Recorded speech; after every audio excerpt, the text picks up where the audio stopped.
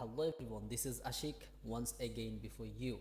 Today in this video I'm just going to show you how to make your site HTTPS without using any plugins. Okay, so let's get started. First of all, you need to go to cPanel.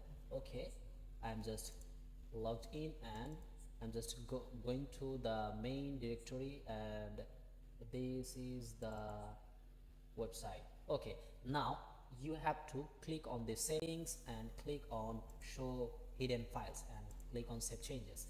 Okay, now you can see the htaccess, so I'm just click on edit, and be careful, because if you just cut or if you just remove any other documents from here, then it will be very harmful for your it will be very harmful for your website.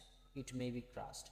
So now I'm just going here and just paste a code, and I'm just replace this one, your domain. This will be ashikocean.com, then blog, then okay.